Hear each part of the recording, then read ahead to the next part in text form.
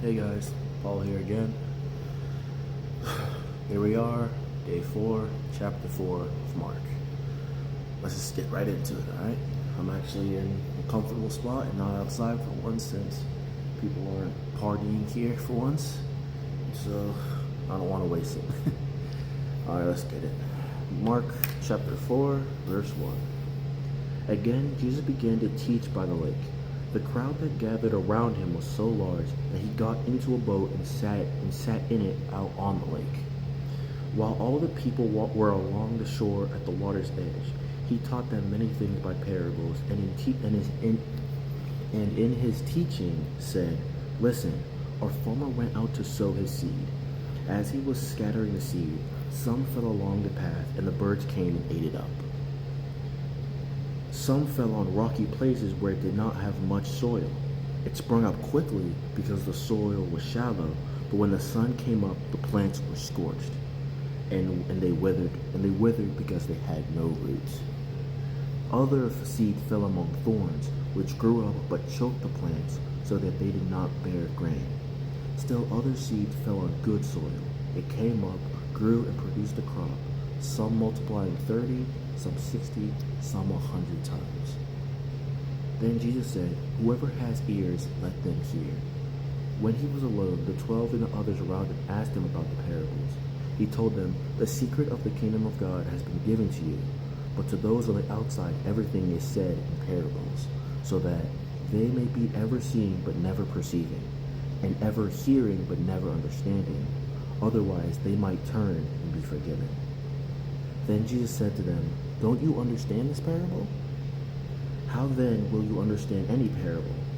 The farmer sows the word. Some people are like seed along the path where the word is sown. As soon as they hear it, Satan comes and takes away the word that was sown in them.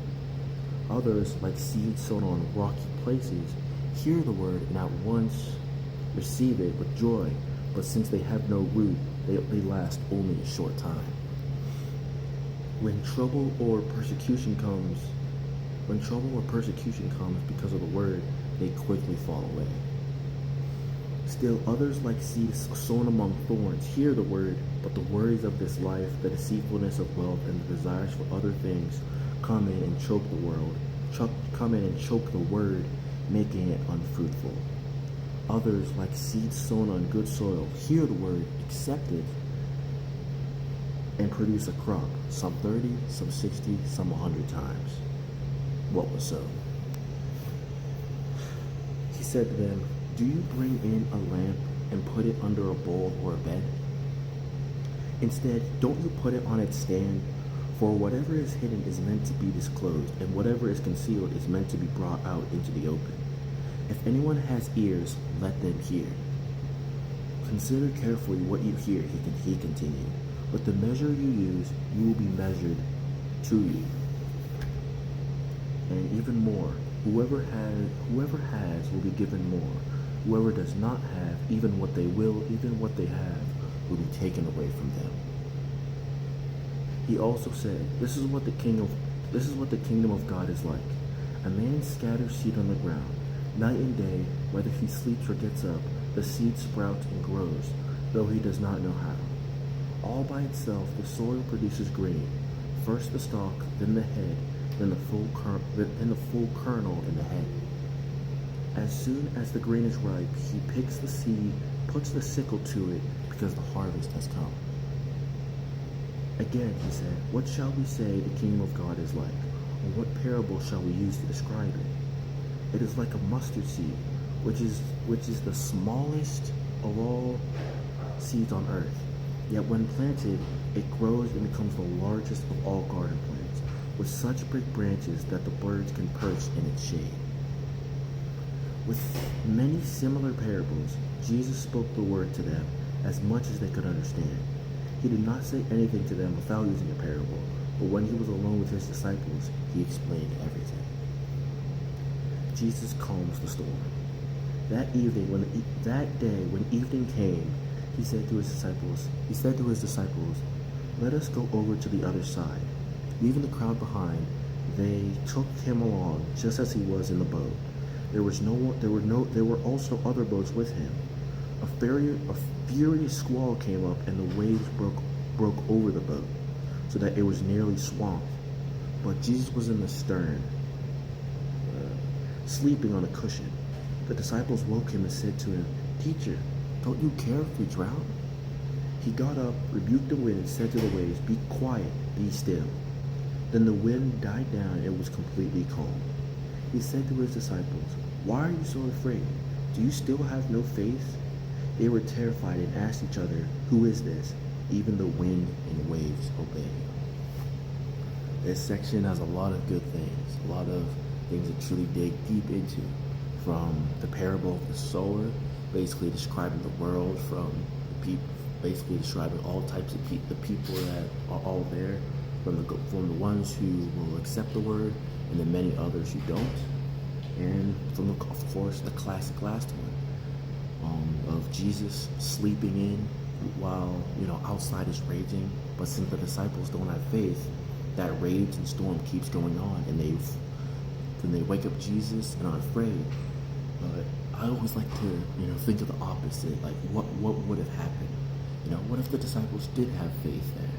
If they did have faith there while Jesus was with them, imagine them being calm even during that storm, knowing they have who they truly who they truly believe that they do have in their hearts. No, actually no, literally with them, like in the stern.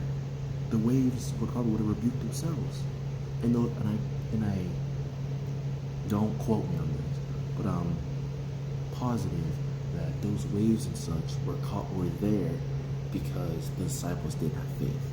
But if they truly did have the amount of faith Jesus wanted them to have, those waves and storms would have calmed down. And even if this may not be the right term, I think it's somewhat of a way to imagine it. Or actually, now that I think about it, it's kind of like our life. It's kind of like all of our lives, really. Jesus is with us all the time, and those storms are going to come and pound on us. We can't avoid them. They're destined to happen. But we have to keep the faith. We have to keep our faith in Jesus, so that even though those storms may come, we don't start to worry. We don't start to shake up, because that's when the storm really hits and really affects us. Just look at Peter when he tried to walk on the water, when he went to walk on the water to touch Jesus, when Jesus was walking on water.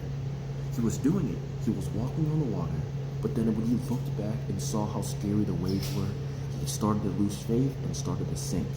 And then Jesus picked them up and they both got on the boat. And right after that, Jesus said, "Why did you lose faith?" That is the same thing we have to ask ourselves in our lives.